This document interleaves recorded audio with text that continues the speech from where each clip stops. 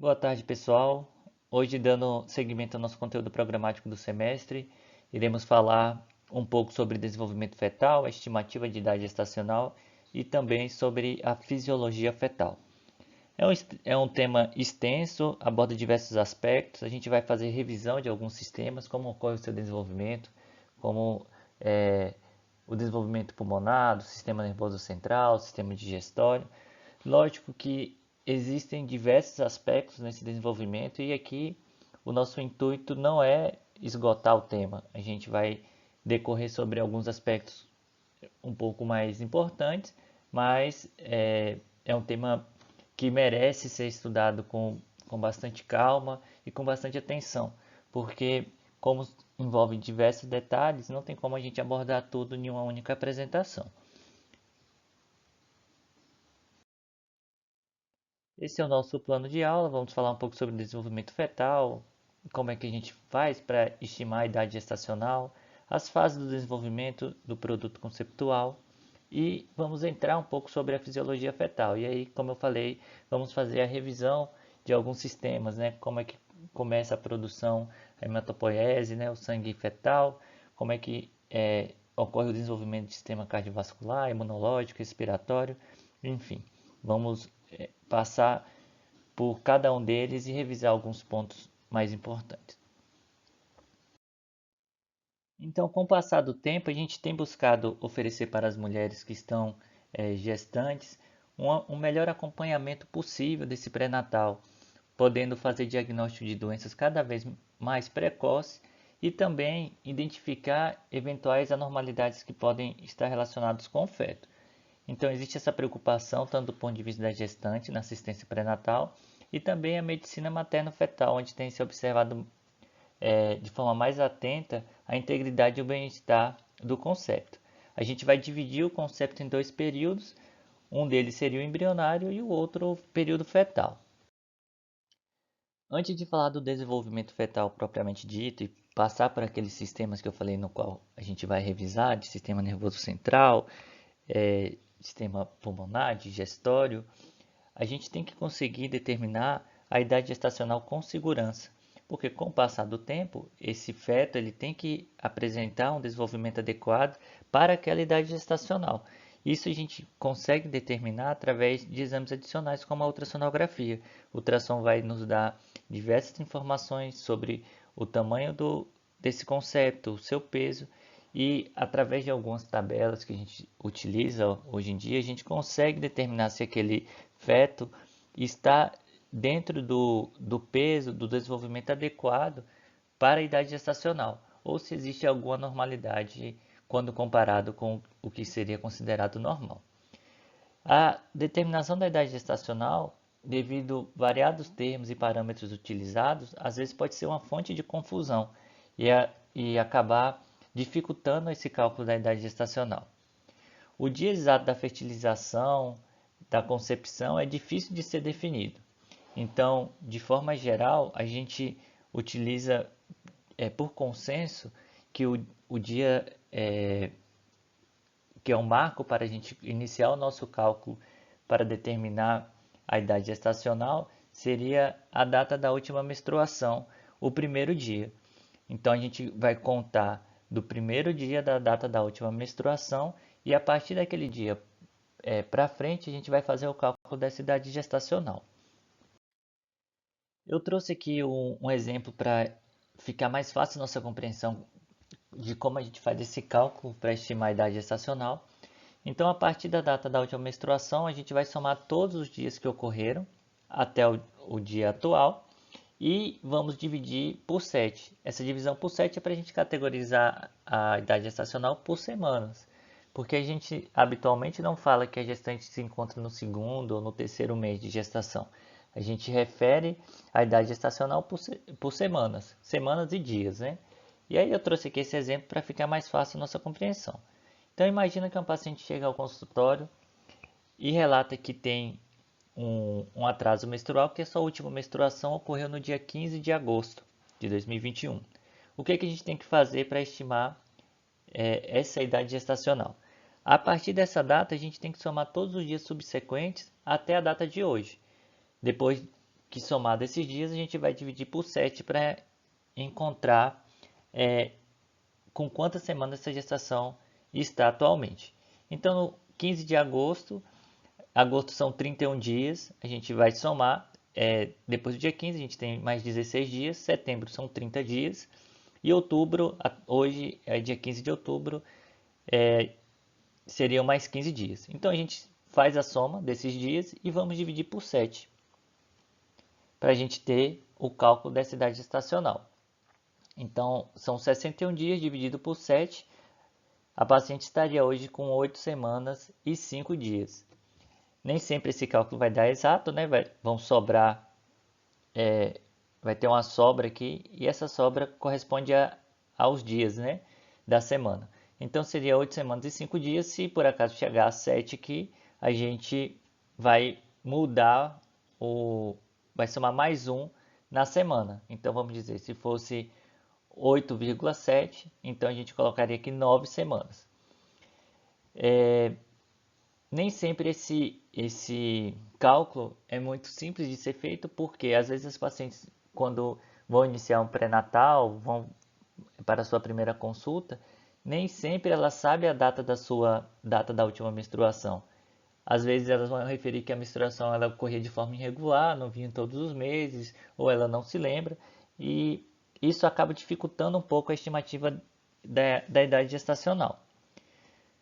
Hoje nós temos também algumas ferramentas que nos auxiliam, né? Esse cálculo aqui a gente normalmente é bem tranquilo de fazer, mas existe uma calculadora gestacional que estima essa idade gestacional através da data da última menstruação e também pelo achado ecográfico.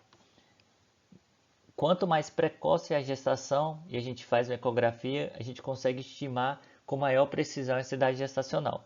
Aí existem vários aplicativos que fazem esse cálculo. A gente tem eles até gratuitos, a gente consegue baixar no celular e faz esse cálculo de forma bem simples e rápida.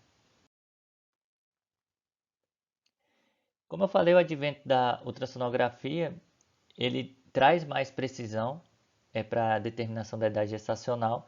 Quanto mais precoce a realização desse ultrassom, mais fidedigna vai ser a idade. Conforme a gestação vai evoluindo, a gente pode ter uma variedade nessa idade gestacional. Se vocês repararem laudos ultrassonográficos de pacientes que estão num período gestacional um pouco mais avançado, eventualmente os médicos colocam a observação embaixo. A ultrassonografia de segundo e terceiro trimestre não é um bom exame para determinar a idade gestacional.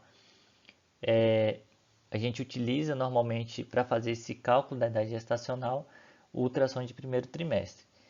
As ultrassonografias de segundo e terceiro a gente vai estar procurando outros tipos de achados ao exame. Ver como é que está esse desenvolvimento fetal, se está com peso adequado, como é que está a quantidade de líquido, enfim. Então, a ultrassonografia de primeiro trimestre é o método mais preciso para estabelecer ou reafirmar a idade gestacional. Quando disponível o ultrassom, estabelecer a idade gestacional e a data provável do parto a partir da comparação entre as idades gestacionais, calculadas a partir da DUM, e da ultrassonografia do primeiro trimestre. Hoje, a gente leva mais em consideração a idade gestacional determinada através da ultrassonografia justamente por aquilo que eu falei anteriormente. Às vezes, essas pacientes que vão iniciar o pré-natal nem sempre têm a certeza de quando foi que ocorreu a data da sua última menstruação. E o ultrassom ele consegue de forma bem segura determinar a idade gestacional quando ela é feita logo no início, né, dessa gestação.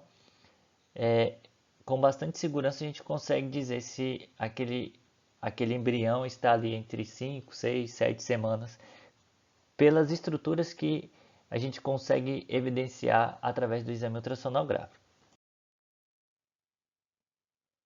Agora falando um pouco sobre desenvolvimento fetal, o resultado da concepção ele é chamado de zigoto, ovo fertilizado, e constituído pelas fases de desenvolvimento, compreendendo a fertilização em si, a formação do blastocisto e a implantação na cavidade uterina.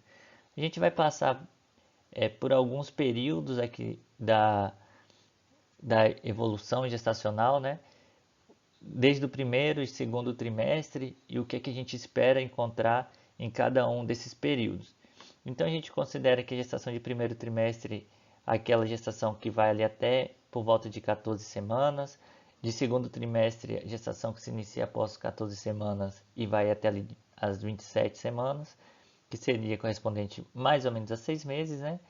E de terceiro trimestre, a gestação que se inicia ali por volta de 28 semanas, que seria mais ou menos 7 meses, até o final da gestação.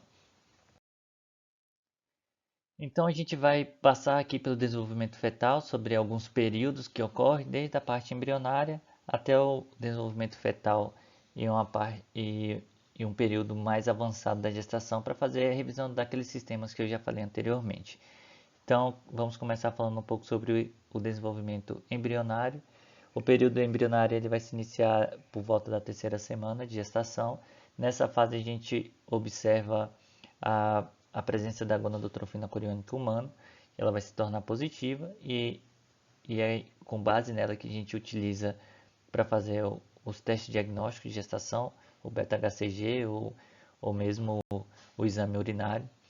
Com 8 semanas de gestação a gente observa que há uma diferença e uma desproporção entre a cabeça do embrião e o seu tronco. O período fetal ele já vai se iniciar contando a partir de 10 semanas depois da data da última menstruação, e aqui é onde acontece o crescimento e a maturação de todas as estruturas originadas no período embrionário. Então, inicialmente aqui no primeiro mês, né, e até por volta ali da 10ª semana, a gente considera como um período embrionário. A partir de então, a gente vai descrever esse conceito como o feto a partir da 10ª semana. Por volta da 16ª semana de gestação, o feto ele já vai pesar cerca de 150 gramas e vai medir por volta de 12 centímetros.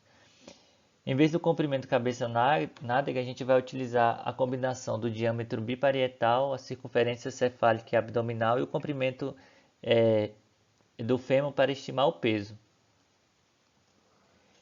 Já com por volta de 28 semanas, o peso total desse conceito vai chegar por volta de 1 kg. A pele ela se mostra fina, avermelhada e coberta pelo vernix caseoso, que é uma substância lipídica esbranquiçada. A sobrevida para caso de nascimento passa de 90%. Com 34 semanas, o peso salta para perto de 2 kg e o comprimento cabeça-nádega é por volta de 28 centímetros. Então, aqui a gente tem uma tabela mostrando o desenvolvimento fetal e a relação do crescimento e o comprimento conforme o período gestacional. Foi o que eu comentei mais no início. Hoje a gente já tem exames ultrassonográficos, exames adicionais que conseguem estimar com bastante segurança esse desenvolvimento fetal. O que é que a gente espera que esse conceito atinja por determinados períodos, né? Então, uma gestação que está ali por volta de 11 a 14 semanas, a gente espera que ele tenha um comprimento cabeça-nádega em centímetros por volta de 5 a 8 e o peso entre 10 e 45 gramas. Já uma gestação mais para o final aqui de 35 a 38 semanas, a gente espera um desenvolvimento em relação ao comprimento cabeça-nádega por volta de 31 a 34 centímetros e o peso aí vai variar de 2 kg até próximo de 3 kg. Quando a gente faz uma ultrassonografia e o concepto está fora desse percentil esperado para a idade gestacional, a gente pode presumir que está acontecendo algum problema nessa gestação. E aí a gente tem que investigar causas de alteração do desenvolvimento fetal, seja ela doenças infecciosas ou que a paciente possa ter adquirido durante a gestação ou eventualmente algum problema placentário ou mesmo na formação fetal. Aqui essa outra tabela mostrando marcos do desenvolvimento fetal e o que a gente eventualmente vai encontrar nesses conceitos conforme a idade gestacional. Então, por volta de 9 semanas, a gente tem o aparecimento das papilas gustativas, o concepto com cerca de 12 semanas já vai apresentar deglutição. Quando eles estão com 16 a 18 semanas, a gente vai ter a presença de movimentos torácicos. Com 26 semanas, movimentos de sucção. Com 26 a 28, o concepto já tem audição. E por volta de 30 semanas, ele já tem sensibilidade à luz. Aqui a gente inicia a nossa revisão dos sistemas. Como eu já falei, eu não tenho pretensão de esgotar esse tema nessa única apresentação. Eventualmente, durante o nosso período letivo, a gente vai voltar em alguma alteração do período materno, fetal, e vamos revisar alguma coisa sobre o tema. Eu vou começar falando sobre hematopoiese. O que a gente observa é que, conforme o período gestacional, essa produção sanguínea vai ser determinada por alguns órgãos e ela vai alterando conforme o desenvolvimento fetal. As células sanguíneas inicialmente são produzidas pela vesícula vitelínica no período embrionário e conforme a gestação evolui, o baço e o fígado tomam essa posição da produção dessas células sanguíneas. Antes de ser definitivamente produzida pelos rins, a eritropoetina também vai ser produzida pelo fígado. Aqui tem alguns tipos de hemoglobina e as concentrações no sangue. E a gente observa que essa hemoglobina ela vai mudando a sua conformação conforme vai passando o período gestacional.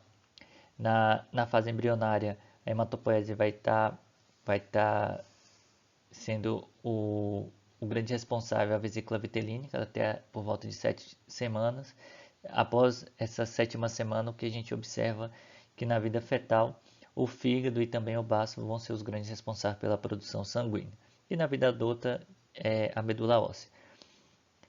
Como eu falei, essa hemoglobina ela tem características diferentes, né, conforme o período gestacional, e isso está relacionado com a afinidade dessa hemoglobina em carregar oxigênio. Durante o período fetal, a concentração de oxigênio pode ser um pouco menor, então a gente precisa de uma hemoglobina com afinidade maior para carregar esse oxigênio, para que não ocorra sofrimento e hipóxia desse concepto. Em relação aos fatores de coagulação, embora o feto não evidencie uma boa produção de fatores procoagulantes, esta, de certa forma, está protegida de hemorragia.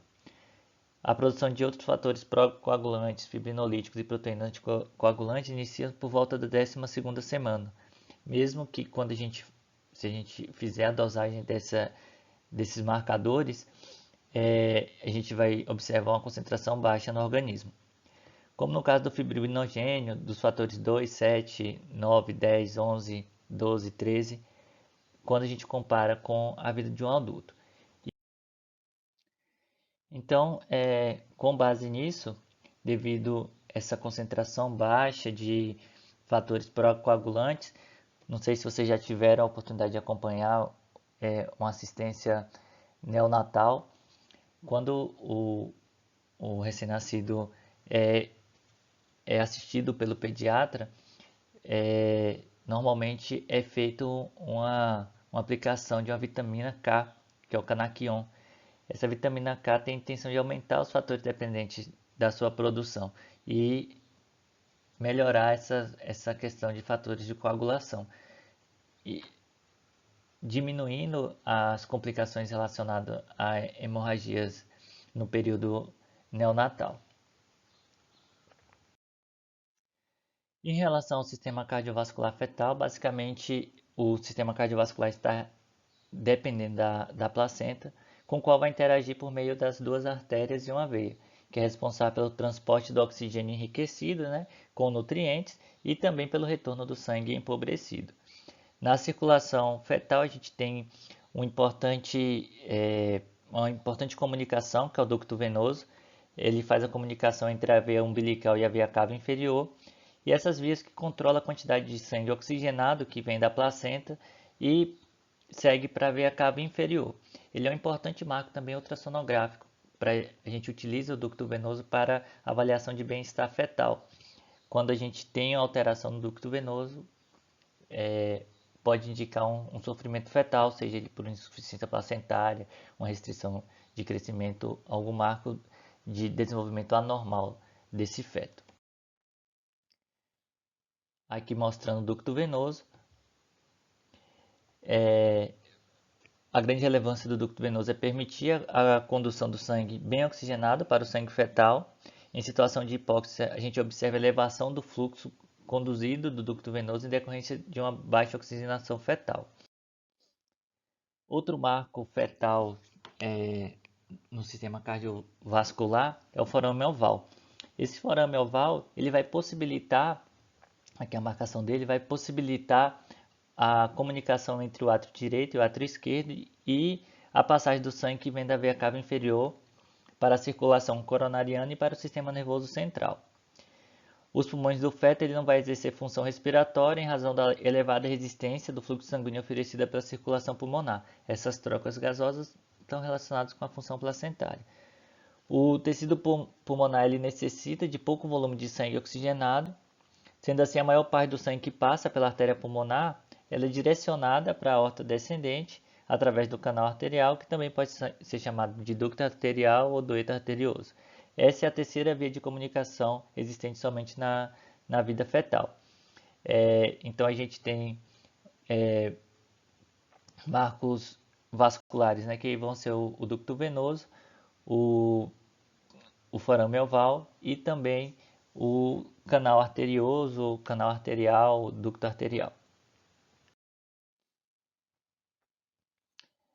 O ventrículo esquerdo ele ejeta sangue para o sistema nervoso central e para o miocárdio e para a parte superior do corpo do feto, enquanto ambos os ventrículos suprem de sangue os órgãos abaixo do canal arterial. A gente tem um reflexo barorreceptor, que é o principal mecanismo de regulação da pressão arterial, e ele vai se iniciar com a excitação desses barorreceptores, que é caracterizado por receptores de pressão localizados na parede de grandes artérias sistêmicas, como o arco da aorta e as carótidas internas. Então, aqui mostrando a figura, como ocorre essa troca materno-fetal, né, através da placenta. São duas vezes uma artéria, sistema do ducto venoso, veia cava inferior, átrio direito, átrio esquerdo, forame oval e como ocorre toda essa circulação. Também um marco no sistema cardiovascular, o reflexo através de quimiorreceptores, que estão presentes na vida intrauterina, principalmente no terceiro trimestre de gestação. Eles são a primeira linha de defesa contra a hipoxemia. Os seus receptores são sensitivos e respondem à hipoxemia ao excesso de dióxido de carbono ou íons de hidrogênio, né, que no caso daqueles fetos que estão apresentando uma acidinemia. Impulsos são então transmitidos a fim de elevar o reflexo na pressão arterial. Em relação ao sistema imunológico, os anticorpos maternos da classe IgG, eles começam a ser transferidos ao feto com cerca de 16 semanas. E essa transferência ela vai ser progressivamente maior à medida que a gestação se aproxima do termo. Os anticorpos IgM, a gente sabe que eles não ultrapassam a barreira placentária. Então, após o nascimento, o recém-nascido ele inicia a produção de IgG lentamente, sendo que níveis de IgG idênticos ao da adulto só serão alcançados após os 3 anos de idade. Como eu falei, os anticorpos do tipo IgM eles não atravessam a barreira placentária. Então, eles não são transferidos da mãe para o feto. Todo IgM que a gente encontra no feto ou no neonato é produzido por eles mesmos. Então, quando é feita essa assistência neonatal e se porventura for feita alguma investigação para alguma doença, se for encontrada moléculas do tipo IgM, a gente tem que levar em consideração a possibilidade de uma infecção congênita. E aí, como exemplo, a gente tem rubéola, citomegalovírus ou toxoplasmose. Então, estamos passando aí pela essa fisiologia fetal, falamos um pouco sobre hematopoiese, sobre o sistema cardiovascular, sobre o sistema imunológico e agora falar um pouco sobre o sistema respiratório. Desde a 24ª semana de gestação, as estruturas pulmonares têm a capacidade de executar trocas gasosas, Por isso que às vezes a gente encontra prematuros tão extremos recebendo assistência neonatal, porque eles são capazes de executar uma função respiratória eficiente. Esse desenvolvimento no sistema pulmonar e a maturidade pulmonar, ele é um importante preditor de desfecho neonatal. Por isso que é muito importante quando a gente está manejando uma gestante que ela tem alguma comorbidade, algum problema que pode acarretar um parto prematuro, a gente fazer essa estimulação da maturidade pulmonar através do corticoide. Hoje a gente usa com bastante frequência a betametasona ou mesmo a dexametasona, no qual confere a maturidade pulmonar de forma um pouco mais precoce para esse feto. E quando é feito, a gente tem a oportunidade de ofertar esse corticoide para a gestante nos casos que há realmente uma necessidade. A gente observa que o desfecho neonatal ele é melhor do que naqueles fetos que não tiveram oportunidade de receber e fazer a maturação pulmonar um pouco mais precoce. Esse desenvolvimento do sistema pulmonar, a gente pode dividir ele em períodos. Desde a data da fertilização, a gente, por volta do 26º ao 28º dia, a gente começa esse desenvolvimento do sistema pulmonar. E aí a gente pode defini-los por alguns períodos. Um período embrionário, um período pseudoglandular, um período canalicular e um período sacular. Cada período desse vai ter um marco no desenvolvimento pulmonar.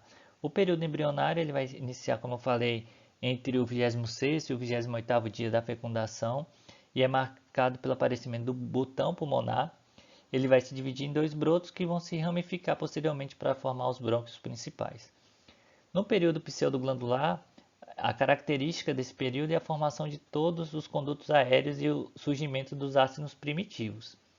Um epitélio colunar alto recobre a porção proximal das vias aéreas e o epitélio cuboide vai recobrir as porções distais. No período canalicular, esse vai ocorrer ali por volta da 16ª a 26ª semana de gestação.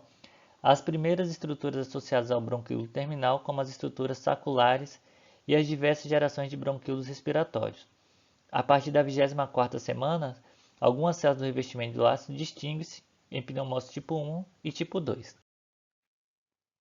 A gente tem também, durante esse período fetal, o período sacular, que é o período que se inicia na 26ª semana e permanece ativo até o termo da gestação, quando as veias aéreas deixam de ser um conjunto de sacos terminais e vão se diferenciar em ductos alveolares e alvéolos. O período alveolar vai ser os alvéolos já maduros, que se formam somente depois do nascimento. Já não é mais a vida fetal e nem embrionária, né? Já ocorreu o nascimento, então os alvéolos maduros se formam, embora alguns nascidos a termo já os apresentem. Os recém-nascidos podem apresentar cerca de 5% dos alvéolos já maduros.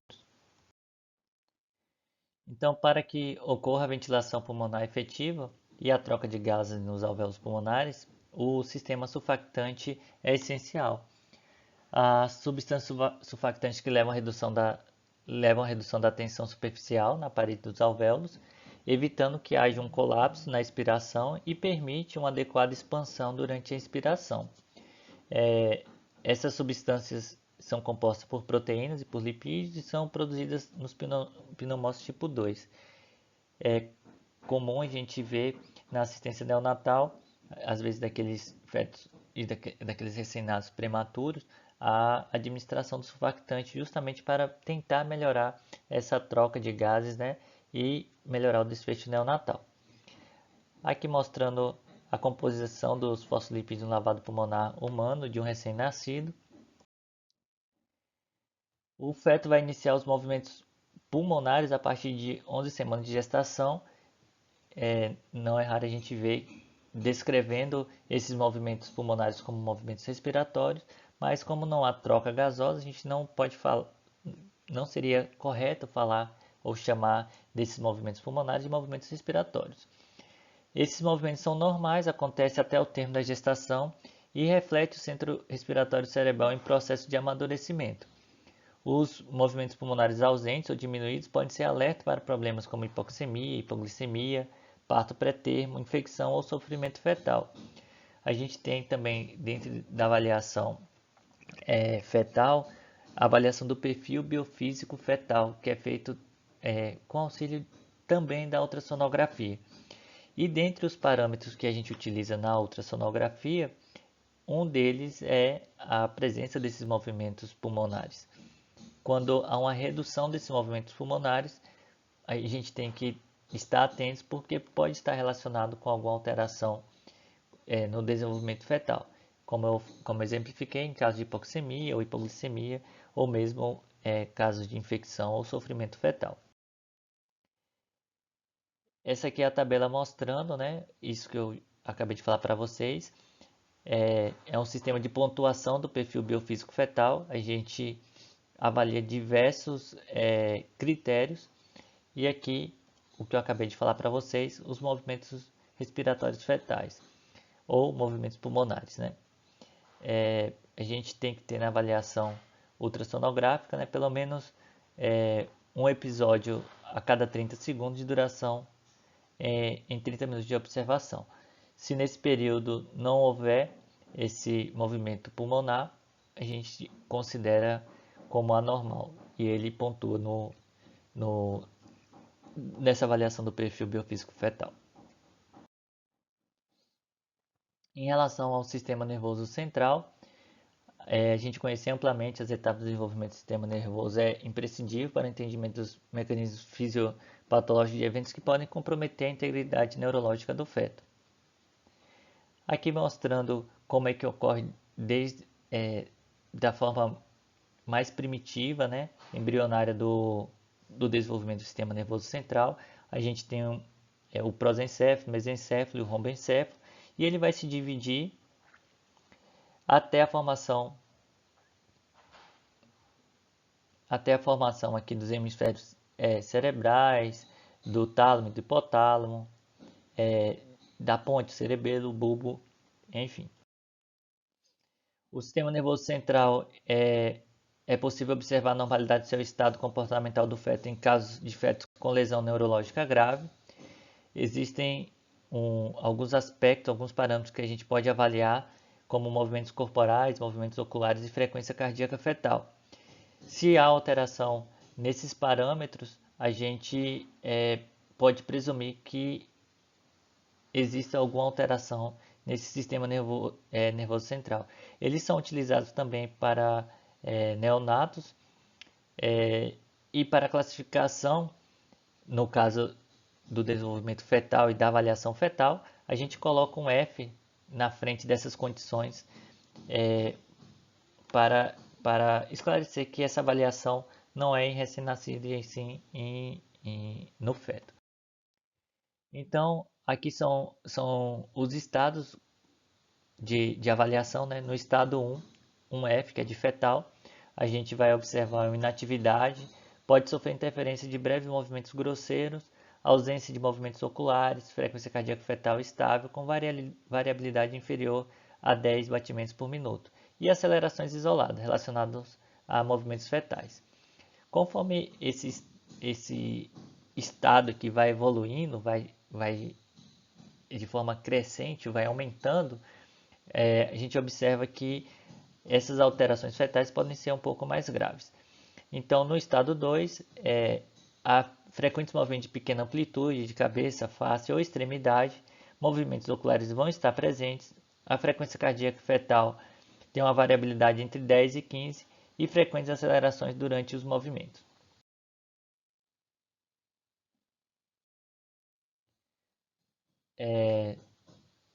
No caso do estágio 3, né, há movimentos corporais grosseiros ou ausentes, movimentos oculares presentes, a frequência cardíaca fetal vai ser estável com variabilidade maior que no estágio 1, que era por volta de 10 batimentos por minuto. Mas aqui há ausência de acelerações. No estágio 4, há frequentes movimentos corporais grosseiros, movimentos oculares presentes, a frequência cardíaca fetal é instável, com variabilidade maior que a 25 e frequentes acelerações com amplitude de 25 a 30, geralmente com taquicardia mantida.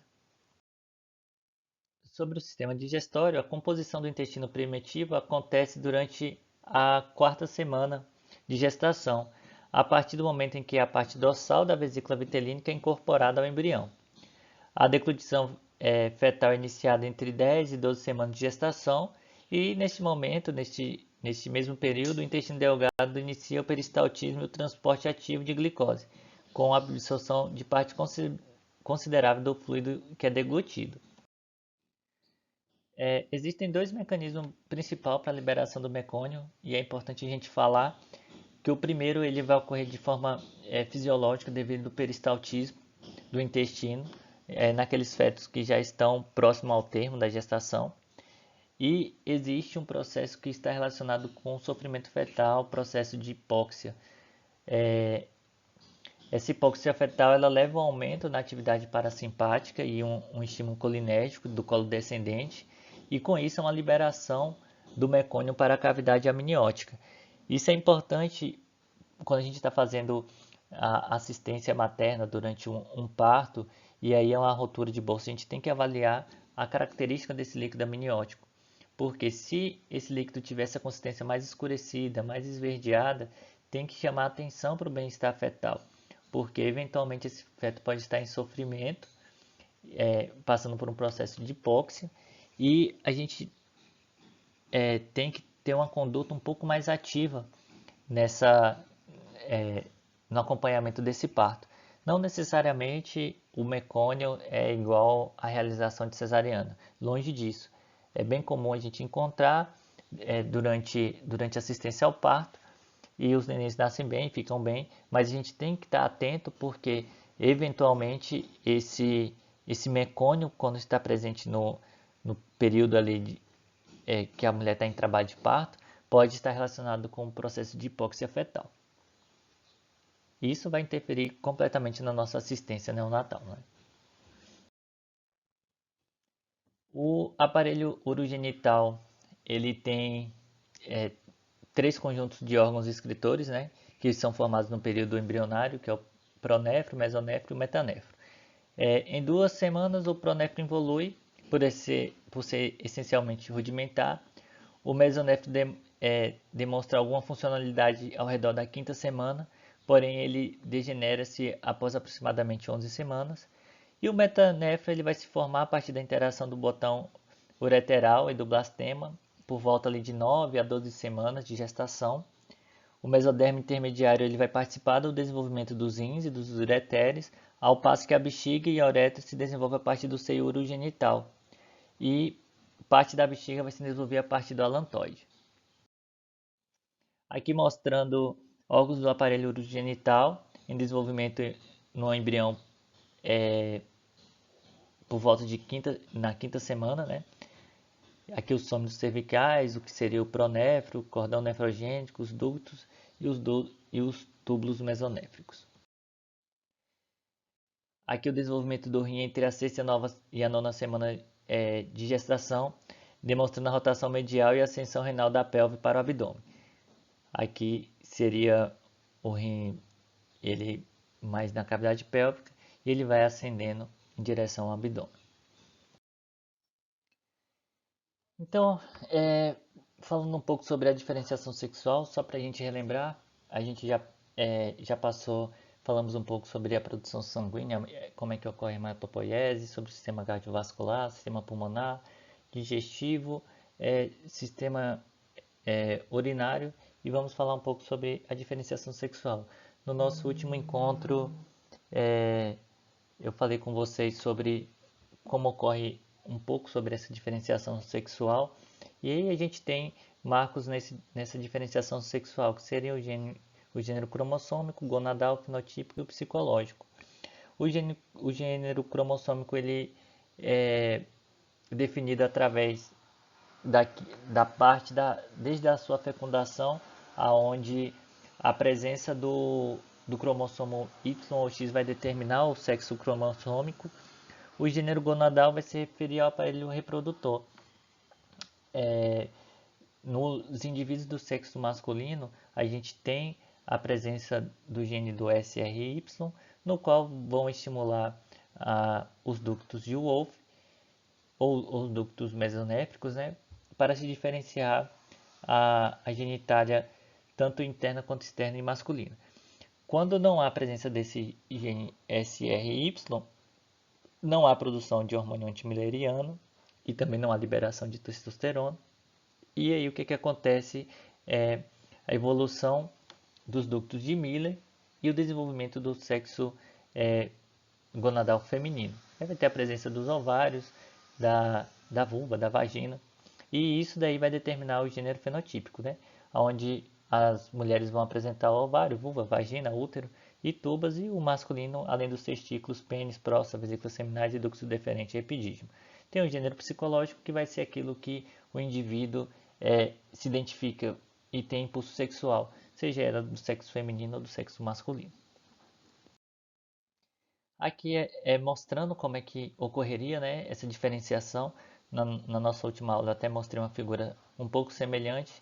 No período inicial, no período embrionário, esse estágio é indiferenciado e depois, com a estimulação dos ductos de Wolff ou dos ductos de Miller, vai ocorrer a diferenciação no sexo feminino, a formação dos ovários, da tuba, do útero e da vagina, e nos homens o epidídimo, testículo, canal deferente, vesícula seminal e próstata. Em relação ao sistema hipotálamo-hipófise, o eixo hipotálamo-hipófise ele encontra-se organizado desde o período fetal. O sistema nervoso central vai regular a liberação de hormônios hipotalâmicos que vão regular a função hipofisária, enquanto os hormônios hipofisários atuarão sobre os órgãos-alvos através da circulação existente durante a vida intrauterina. Aqui é o desenvolvimento do hipotálamo e da hipófise fetal, por volta de 3 semanas ao aparecimento do prosencéfalo, com 5 semanas a diferenciação do diencéfalo, com 8 semanas a formação da eminência média e por volta de 14 semanas já há uma formação e diferenciação completa do hipotálamo. A hipófise também vai se desenvolver, por volta da 4ª semana a gente vai ter o aparecimento da bolsa de Rathke, com 5 semanas a parede posterior da bolsa entra em contato com o infundíbulo da hipófise e em cultura pode secretar o GH, prolactina, FSH, LH e o ACTH. Por volta de 8 semanas a gente observa células basofílicas, por volta da 10ª semana células acidofílicas e com 14 semanas a hipófise já encontra-se completamente formada. Outro ponto que eu queria trazer aqui é em relação à funcionalidade da tireoide e a sua importância durante o período fetal. Os hormônios tireoidianos eles vão apresentar um papel fundamental no crescimento e também no desenvolvimento de vários órgãos e tecidos no período fetal e também neonatal. E a maturação da função tireoidiana ela acontece durante toda a gestação, como também vai se estender após o nascimento. O TSH ele vai representar um importante papel na estimulação do crescimento da tireoide e também da produção hormonal. Os hormônios tiroidianos eles são muito importantes para o adequado crescimento e desenvolvimento do sistema nervoso central do feto durante toda a vida intrauterina, além do período neonatal. A gente pode dividir a funcionalidade desses hormônios tiroidianos por fase. Na fase inicial da gestação, sobretudo no período embrionário, a gente não tem uma produção hormonal fetal importante, né, dos hormônios tiroidianos, e o que acontece é que os hormônios tiroidianos maternos vão ser responsáveis pelo desenvolvimento do sistema nervoso central, com neurogênese cerebral e migração neuronal significativa, mas a gente não sabe a real importância do papel dos hormônios tiroidianos nesse processo. Na segunda fase, que vai ocorrer após a 12ª semana e vai até o nascimento, é marcada pela ativação da tireoide fetal com síntese e liberação dos hormônios. Nesse período, em que o desenvolvimento cerebral necessita de concentração normais de hormônios provindos tanto da produção fetal quanto da oferta materna, ocorre a maturação e diferenciação neuronal fetal, crescimento axonal, desenvolvimento da sinapse, ontogênese dendrítica, neurogênese cerebelar, gliogênese e mielinização.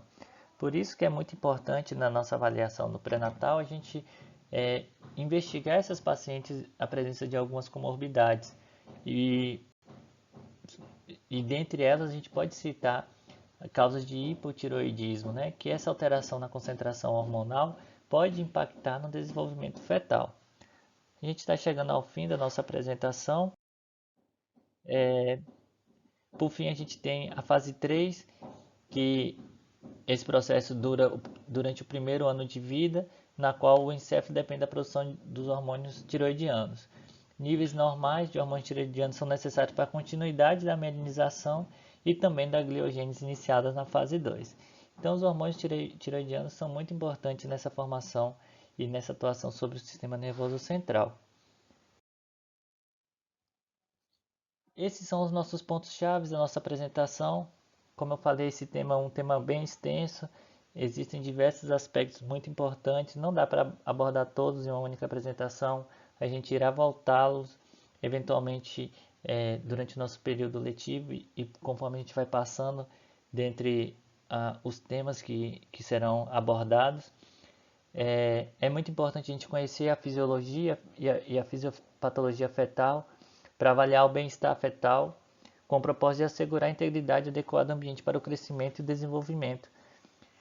Quando a gente consegue identificar alterações nesse período fetal, a gente pode ter uma conduta mais ativa e uma gestação que às vezes poderia ter um desfecho pior e esse feto às vezes eventualmente morrer durante a gestação, a gente às vezes aborda e submete essa paciente ou induz a um trabalho de parto ou faz uma cesariana e consegue melhorar o desfecho fetal. Quando a gente tem a consciência de toda a formação fetal e as alterações que a gente espera acontecer. E quando ocorre algo fora dos parâmetros que a gente considera normal, a gente pode agir e melhorar todo esse desfecho neonatal.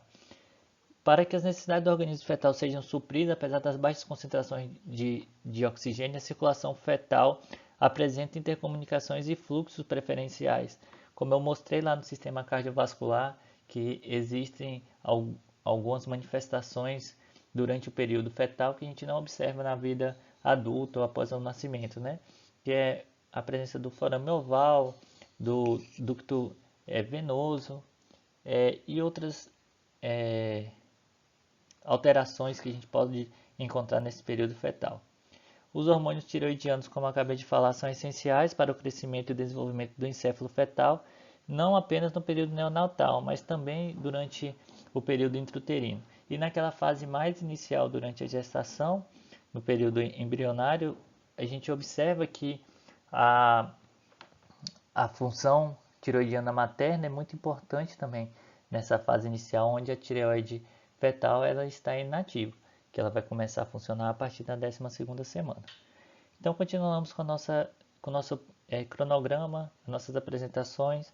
A gente ainda estamos passando por esse período que não conseguimos nos encontrar, mas eu espero que em breve a gente consiga fazer nossas apresentações presenciais ou que volte, né, o mais rápido possível.